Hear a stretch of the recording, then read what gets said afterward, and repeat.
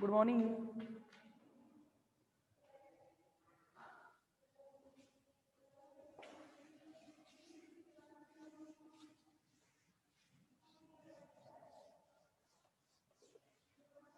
चले आगे। First year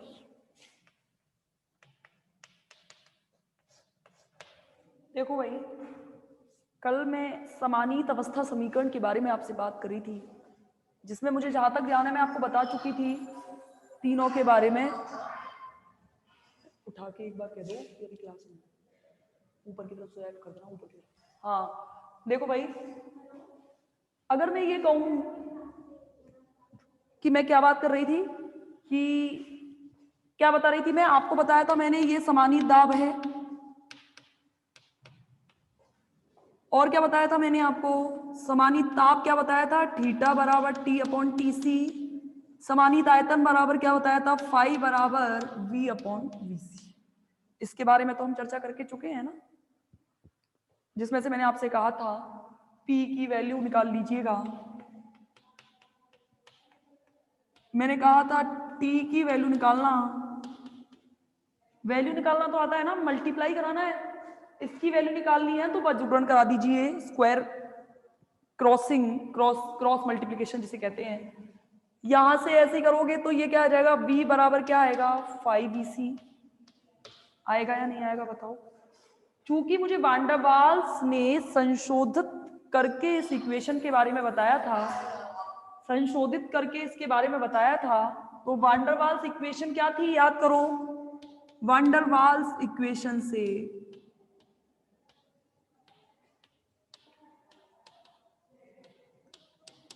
वान डर वाल्स समीकरण से क्या होता था बच्चों, बताओ इक्वेशन क्या आती थी, p plus a upon v square, v minus b equal to R T.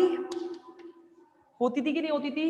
p की वैल्यू रखो, यहां से सॉल्व करेंगे, पाई पी सी प्लस v की वैल्यू रखो, v स्क्वायर है, v स्क्वायर की वैल्यू क्या हो जाएगी, 5bc का होल स्क्वायर। होगी या नहीं होगी, 5bc माइनस के b बराबर r into theta T C. ये यहां तक कोई दिक्कत है किसी को, यहां तक आ गया, आया या नहीं आया। याद करो वो वैल्यूज, टीसी बराबर क्या होता था, a अपॉन 27b स्क्वायर होता था कि नहीं होता था, पीसी बराबर a upon 27b square.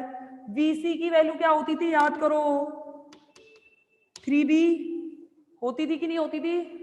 PC की वैल्यू, वीसी की वैल्यू और टीसी की वैल्यू क्या थी, 8a अपॉन 27rb। ये इक्वेशन याद है या नहीं है। चूंकि जब तक ये याद नहीं होंगी आप इसको सॉल्व भी नहीं कर सकेंगे। ये कुछ याद आया, ये कुछ याद आया।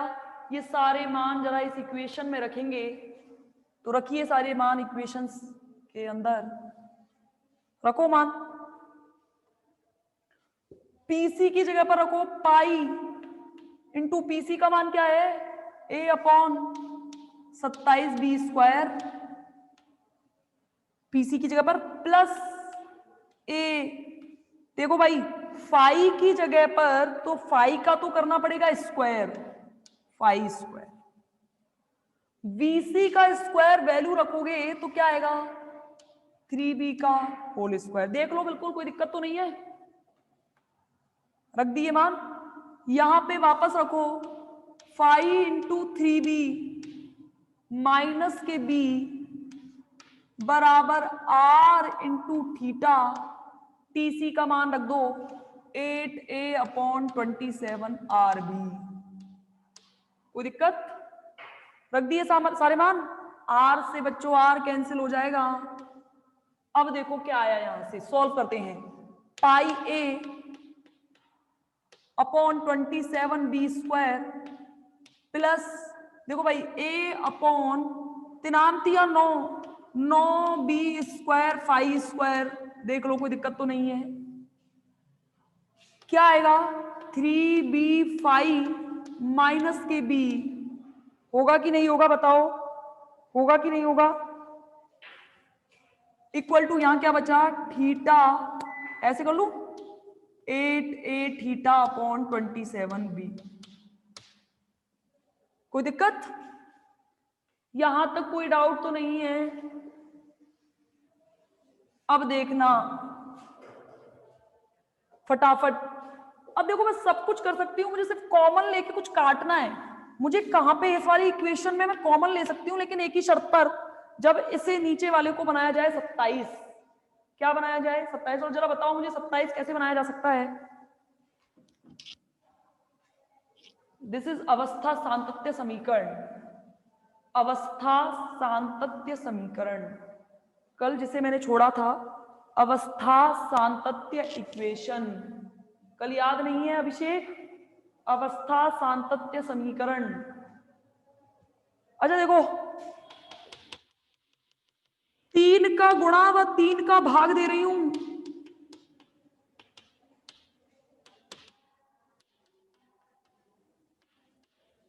पूरे में नहीं, सिर्फ इस इक्वेशन में करो। पाई a अपॉन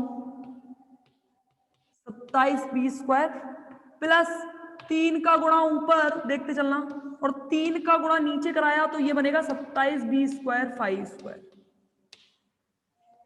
समझे? यहां से जरा b कॉमन लेना, b कॉमन लोगे तो ये बनेगा 3 माइनस 1, और ये बनेगा 8a थीटा अपॉन 27b। अब देखो यहां से कॉमन ले सकते हो, क्या कॉमन आ सकता है यहां से? यहां से कॉमन आ सकता है, यहां से एक तो a, और नीचे से कॉमन आ सकता है 27b स्क्वायर। ये इसलिए कि ये कट जाएं। अब कुछ समझ में आ रहा है? अंदर क्या बचेगा? अंदर बचेगा पाई, केवल पाई, 27b स्क्वायर। 27b स्क्वायर तो जैसा है वैसा ही रहेगा, पाई, ठीक है, नीचे तो है ही नहीं कुछ भी, प्लस इधर क्या बचेगा 3/5 स्क्वायर। बताओ यहां क्या बचा, b into 3 minus 1 equal to 8a theta upon 27b। अगर बराबर में हो और गुणा में हो तो संख्या कट जाती है। इस b से ये b कट गया, इस a से ये a कट गया, और इस 27 से कट गया ये वाला 27। कटा कि नहीं बताओ? और इस वाले b से कट गया ये वाला b। देख लो इक्वेशन क्या बची, इक्वेशन बची आपकी पाई प्लस 3/5 स्क्वायर। देख लो 3 minus 1 equal to 8 theta upon केवल 8 theta. This is called equation अवस्था सांतत्य समीकरण। कोई डाउट तो नहीं है किसी भी समीकरण के अंदर? किसी भी इक्वेशन के अंदर कोई डाउट तो नहीं है? कोई भी लाइन ऐसी तो नहीं जो समझ में नहीं आई हो? कोई भी लाइन ऐसी तो नहीं जो समझ में ना आई हो? आ गया अच्छे से? अब देखो इसके यूज क्या है, अच्छे से देखना। यहां पे ना तो स्मॉल a दिख रहा है क्या? कौन सी सेकंड लाइन? ये वाली, ये वाली क्या? ये वाली नहीं आई? देखो क्या किया है, मल्टीप्लाई कराया है ना, पाई a अपॉन 27b स्क्वायर। देखो पाई a upon 27b square plus a upon 5 square, तो 5 स्क्वायर ही रहेगा, और 3 का स्क्वायर करोगे तो 9 नहीं आएगा क्या? तिनामतिया 9 9 b स्क्वायर 5 स्क्वायर। ये देखो 3b 5 माइनस b और 8 8 थीटा। 3 का गुणा, इसके द्वितीय पद में 3 का गुणा और 3 का भाग इसलिए कर रहे हैं कि मैं कॉमन ले सकूं, छोटी इक्वेशन बना सकूं। 3 का गुणा, और ये तो सेम है जैसी की जैसी छोड़ दी। इस वाले में, इस वाले पद में 3 का गुणा कराया है और 3 का भाग दे दिया है। देखो 3 का गुणा ऊपर और 3 का भाग, तो इस 3 का भाग दोगे तो क्या आएगा, 3 या 9, या तो हो जाएगा 3a, और नीचे क्या आएगा 9 3 27 b स्क्वायर 5 स्क्वायर। इनमें से b कॉमन आएगा 3 5 माइनस 1। देख लो ये क्या हो गया 8 8 थीटा अपॉन 27 आरबी। इन दोनों में से अब कॉमन आ सकता है क्या क्या, a upon 27 b square. Common आया तो यहाँ क्या बचेगा, से पाई प्लस यहाँ क्या बचेगा, देखो a अपॉन 27 v स्क्वायर में कॉमन ले चुकी हूं, तो बचेगा 3 अपॉन से 5 स्क्वायर, ये कॉमन आ गया, बचेगा क्या 3 अपॉन 5 स्क्वायर। यहाँ से b 3 5 माइनस 1 8 8 थीटा, ये भी बराबर में है, ये भी बराबर में, मल्टीप्लाई में और बराबर में कट जाती है संख्याएं, पता होनी चाहिए आपको। 8 ऊपर वाली से ऊपर वाला कटेगा, a से a कट गया, देखो इस 27 से ये 27 कट गया, एक b से ये भी कट गया, और एक b यहाँ कॉमन भी तो आ रहा है, ये वाला b कट गया, तो यहाँ से बचा क्या, सिर्फ इधर बचा, ये कट गया पूरा पाई प्लस 3 अपॉन 5 स्क्वायर, इधर क्या बचा 3 5 माइनस 1, और यहां से बाकी सब कट गए, केवल क्या बचा 8 थीटा। आया समझ में कौन है? अभिषेक आ गया, आ गया, आया या नहीं? No doubt, very good. ये तो है आपकी अवस्था सांतत्य इक्वेशन, अवस्था सांतत्य समीकरण, और इसके लास्ट टॉपिक की ओर आज हम चल रहे हैं, लास्ट टॉपिक की ओर हम चल रहे हैं, जिसका नाम है, अब ये समझ में आ गया, चूंकि इस वाली इक्वेशन में कोई भी कांस्टेंट नहीं है, ना a है ना b है ना r है, ना a है ना b है ना r है, तो वान डर वाल्स ने बहुत सिंपल इक्वेशन बना दी कि भाई अब आप इसको यूज करके, अब आपको कांस्टेंट वैल्यूज की कोई नीड नहीं है, तो अगर आपको नीड नहीं है तो आप कोई भी इक्वेशन यूज करके आसानी से आप क्या निकाल सकते हो, वान डर वाल्स इक्वेशन को क्या कर सकते हो, कैलकुलेट कर सकते हो। आ गया समझ में, आया या नहीं? अगला टॉपिक जिसका नाम है आणविक वेगों के प्रकार।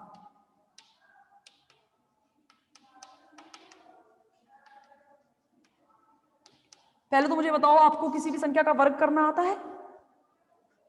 किसी भी संख्या का स्क्वायर करना आता है? आता है? आता है क्या? किसी भी आता है वर्ग? आपको माध्य के बारे में पता है? माध्य क्या होता है? माध्य के बारे में पता है? राशियों का योग बटे राशियों की संख्या। आपको वर्गमूल करना आता है? वर्गमूल का चिन्ह आता है? आता है कि नहीं? वर्गमूल निकालना आता है? बचपन में सबने सीखा है, चाहे बायोलॉजी वाले हो चाहे मैथ्स वाले हो। तो देखो स्टार्ट कर रहे हैं, पहला फर्स्ट वर्ग माध्य मूल वेग। हाँ हेलो जी, जी क्लास में हूं, मैं भी करूंगा ना,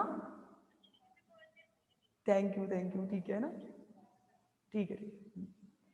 देखना, अगर मैं बात करूं आणविक वेगों के प्रकार के बारे में, तो पहला है वर्ग माध्य मूल वेग, इसको रिप्रेजेंट करते हैं रूट मीन स्क्वायर और C4 वेलोसिटी। क्या बोला मैंने? रूट का मतलब मूल, मीन M4 मीन, मीन का मतलब माध्य, और S का मतलब स्क्वायर मतलब वर्ग, इसलिए इसको कहते हैं वर्ग माध्य मूल वेग।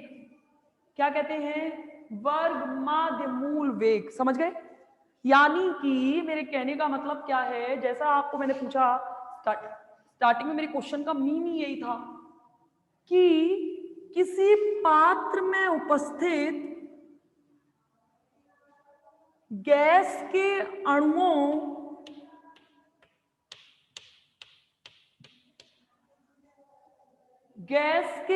को का पहले तो करो वर्ग, फिर उनका निकालो औसत, फिर उनका निकालो रूट, और ये वेग कहलाता है वर्ग माध्य मूल वेग।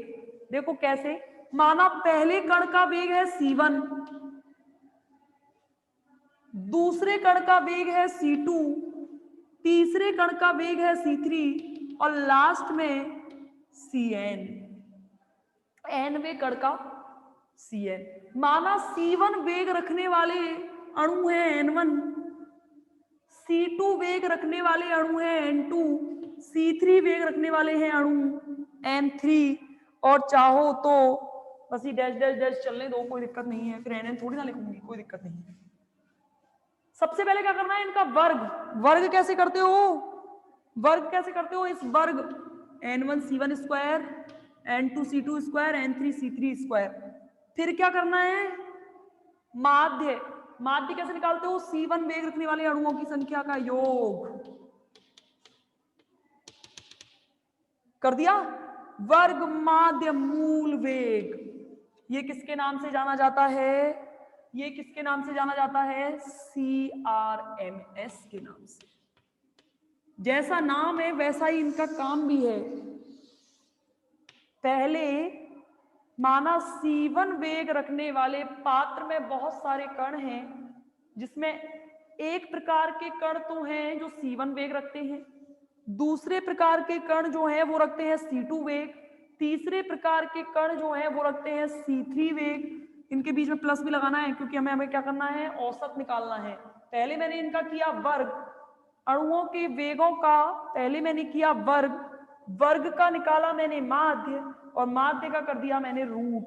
समझ गए, समझे या नहीं समझे, याद करो, इसको थोड़ा और कैलकुलेट करना पड़ेगा। गैसों का अणुगति समीकरण क्या था, याद करो क्या था, गैसों का अणुगति समीकरण PV इक्वल टू 1/3 CRMS का होल स्क्वायर, यही था क्या, MN CRMS का होल स्क्वायर। याद है या नहीं है बताओ, यहां से C स्क्वायर RMS निकालोगे, यहां लिख दूं C स्क्वायर RMS निकालो, क्या आएगा, 3 का मल्टीप्लाई इधर 3PV और MN आएगा नीचे, आएगा कि नहीं आएगा बताओ, आएगा कि नहीं आएगा। ये दोनों कणों की, ध्यान है ना, ये x की तरफ और ये y की दिशा में गति करने वाले कणों की संख्या थी। इन दोनों को मैं एक नाम दे रही हूं, C स्क्वायर RMS बराबर 3PV अपॉन कैपिटल M। याद है, ये गैसों का अणुगति समीकरण आपको याद है, 3PV अपॉन M। याद है या नहीं बताओ। अच्छा याद करो, इसे और कैसे लिखा जा सकता है, 3 द्रव्यमान बटे आयतन घनत्व, और ये दिया हुआ है आयतन बटे द्रव्यमान, तो D आएगा नीचे। याद है कि नहीं, द्रव्यमान बटे घनत्व, द्रव्यमान बटे आयतन बराबर घनत्व, और इसने दिया हुआ है आयतन बटे द्रव्यमान, तो ये क्या हो जाएगा 1/D, 3P अपॉन D। और क्या लिख सकते हैं इसे, और क्या लिख सकते हैं, C स्क्वायर RMS बराबर PV की जगह पर लिखा जा सकता है RT। नहीं लिखा जा सकता क्या, PV बराबर क्या होता है nRT, और N बराबर 1 मोल के लिए PV बराबर RT। आया या नहीं ये बताओ, वर्ग माध्य मूल वेग आया या नहीं, आया या नहीं बताओ, हाँ या ना, हाँ आता है नहीं, अभी आया है कि नहीं आया ये। इस तरीके से हम निकाल सकते हैं वर्ग माध्य मूल वेग। अगला जो टॉपिक है जिसका नाम है औसत वेग आणविक वेगों के प्रकार में, ये बहुत सरल है। पहला कौन सा, वर्ग माध्य मूल वेग, सेकंड है आपका औसत वेग। औसत वेग क्या है, परिभाषा से देखो, गैस के अणुओं का वेगों का योग बटे अणुओं की संख्या, दोनों का भाग कर दें तो हमारा आ जाएगा, ऐसा वेग औसत वेग कहलाता है। इसे रिप्रेजेंट करते हो C बार से, याद है, ऐसे करते थे ना रिप्रेजेंट, याद करो। C बार बराबर, मैंने क्या बोला, माना C1 वेग रखते हैं प्लस C2 वेग रखते हैं प्लस C3 वेग रखते हैं प्लस डैश डैश डैश, याद है, Cn, चाहो तो Cn ले लो, नहीं लेना चाह रहे हो तो मत लो, N1C1 plus N2C2 plus N3C3 plus NCn। याद करो क्या होता है फॉर्मूला औसत वेग निकालने का, राशियों का योग बटे राशियों की संख्या। राशियों की संख्या क्या क्या है, n1 plus n2 plus n3 plus dash dash dash n। याद है? बताओ, याद है या नहीं? ये होता है आपका सी बार का मान, औसत वेग। और देखना, मैक्सवेल नामक वैज्ञानिक ने औसत वेग की जो वैल्यू निकाली वो ये निकाली, देखो ये याद रखना है, सी बार बराबर √8 RT अपॉन पाई एम। ये याद रखना, आप ये याद रखना बहुत जरूरी है। RT की जगह पर वापस लिखा जा सकता है √8 PV अपॉन पाई एम, और वही वापस आयतन बटे द्रव्यमान क्या हो जाएगा, √8P अपॉन पाई D। समझ गए? ये आपका औसत वेग, ये याद रखना, मैक्सवेल के नियम के अनुसार आपको ये याद रखना पड़ेगा। आया समझ में? और जो लास्ट बचा है जिसका नाम है प्रायिकता वेग, क्या नाम है? प्रायिकता वेग, जिसे कहते हैं प्रोबेबिलिटी वेलोसिटी।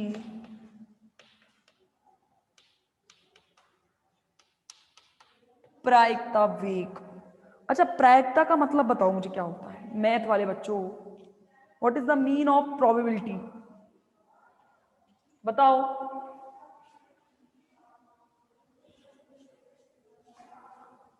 बताओ जल्दी, प्रायिकता वेग क्या होता है? प्रायिकता का मतलब क्या है? प्रायिकता का मतलब क्या है?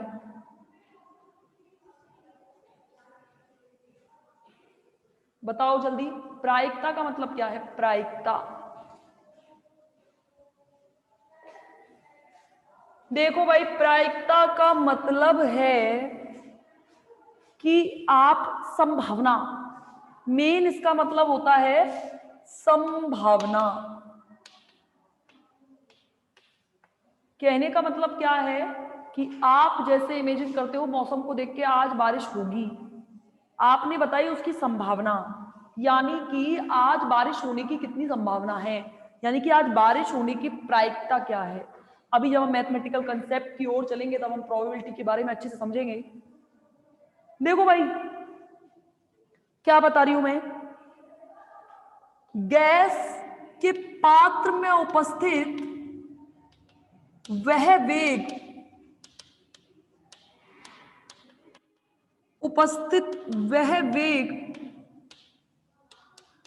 क्या कहा मैंने? वह वेग जिस पर सबसे अधिक अणु गतिशील हो, सबसे अधिक अणु गतिशील हो, प्रायिकता वेग कहलाता है। यानी कि आप कहते हो, जैसे आपने कभी प्रायिकता का गेम खेला होगा, प्रोबेबिलिटी पढ़ के आए हो 12th क्लास में, 9th 11th में, आई थिंक, मैथ वाले बच्चे बोलते हैं वो ताश की गड्डी से इक्का आने की प्रायिकता, ऐसा होता है ना, यादृच्छिक खींचा जाता है एक पत्ता, या होती ताश की एक गड्डी से यादृच्छिक खींचा जाता है एक पत्ता, तो उसमें इक्का आने की प्रायिकता क्या होगी, बेगम आने की प्रायिकता क्या होगी। ताश के गेम खेले हैं खूब, सिक्के उछाले हैं खूब, कौन से सिक्के? हेड या टेल आने की प्रायिकता है, एक सिक्के को 2 बार उछाला जाता है, हेड या टेल आने की प्रायिकता क्या होगी। यानी कि हम अधिकतम चीज लेते हैं कि हेड कितनी, जैसे एक सिक्का आपने एक बार उछाला तो अधिकतम से अधिकतम एक बार तो हेड आ सकता है और एक बार टेल आ सकता है, जानते हो ना ये वाली। जैसे आपने एक सिक्के को, आपने एक पासा उछाला, जिससे लूडो खेलते हो आप, अब पासा उछालने पर वो पूछता है कभी कभी 2 आने की प्रायिकता क्या होगी, अंक 2 आने की प्रायिकता। एक बार उछाल ले हो तो एक बार अधिकतम एक बार आ सकता है, आ सकता है कि नहीं आ सकता? अधिकतम एक बार आ सकता है। जैसे बोलते हैं कि पासा उछालने पर 4 से अधिक अंक आने की प्रायिकता, एक पासा उछालने पर 4 से, यानी कि 4 से अधिक, यानी कि 5 भी आ सकता है और 6 भी आ सकता है, यानी कि कंडीशन बनेंगी सिर्फ 2, बनेंगी कि नहीं बनेंगी? तो इस प्रकार से यानी कि अधिकतम लेकर चलते हैं हम। प्रायिकता का मतलब ये है कि हम मान के चलते हैं 100% पॉसिबिलिटी पॉसिबल है, इससे ज्यादा आप कुछ नहीं हो सकता, कम तो हमें लेना ही नहीं है। तो मैंने क्या बोला, गैस के पात्र में उपस्थित वह वेग जिस पर सबसे अधिक अणु गतिशील हो प्रायिकता वेग कहलाता है। और इसका फॉर्मूला जो मैक्सवेल ने निकाला वो बड़ा ही सिंपल था, इसे अल्फा से रिप्रेजेंट करते हो, ध्यान रखना, अल्फा √2RT अपॉन एम, बिल्कुल सेम, √2 पीवी बराबर RT, तो इसको लिखा जा सकता है PV upon M. V upon M को क्या लिखा जा सकता है, D, क्या लिखा जा सकता है, D। तो ये तो हैं आपके वेगों के प्रकार, जिसमें पहला वर्ग माध्य मूल वेग, पहला कौन सा, वर्ग माध्य मूल वेग, दूसरा कौन सा, औसत वेग, और तीसरा कौन सा, प्रायिकता वेग। कौन सा वेग, प्रायिकता वेग। अब देखो इन तीनों में संबंध की बात करेंगे, रिलेशन बिटवीन, यही पेपर में भी पूछता है, ध्यान रखना, बहुत फेवरेबल क्वेश्चन है उसका। तीनों में संबंध पूछता है, आणविक वेगों में संबंध।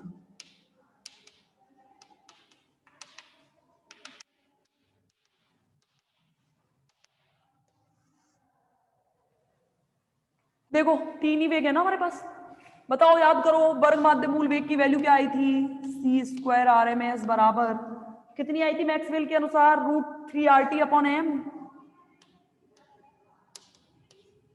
आई थी कि नहीं आई थी, c² नहीं, सिर्फ CRMS, c² तो इसलिए जब अंडर रूट हटा दिया है, स्क्वायर हटा के रूट चढ़ जाता है ना, पता है कि नहीं पता। औसत वेग क्या निकाला था,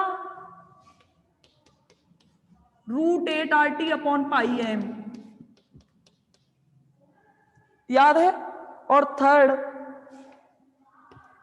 प्रायिकता वेग अभी अभी क्या निकाल के आए हो, √2RT अपॉन एम। RT के फॉर्म में निकाल रही हूँ तो सारे के सारे RT के फॉर्म में लिख दिए हैं। तीनों का निकाल दो अनुपात,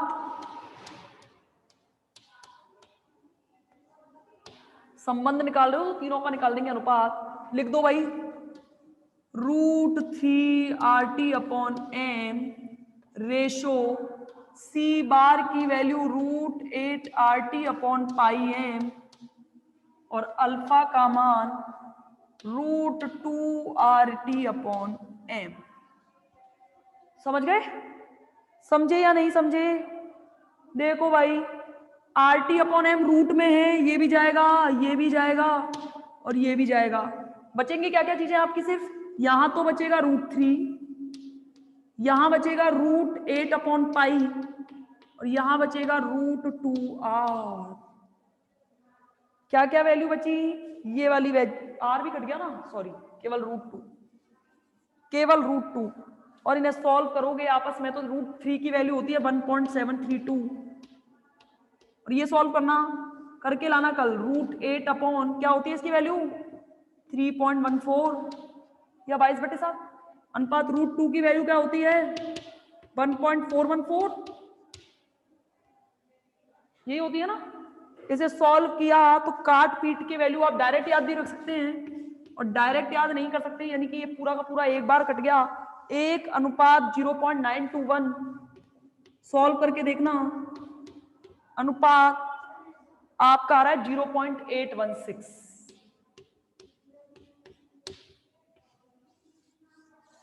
तीनों में रिलेशन, रिजॉइन करो एक बार,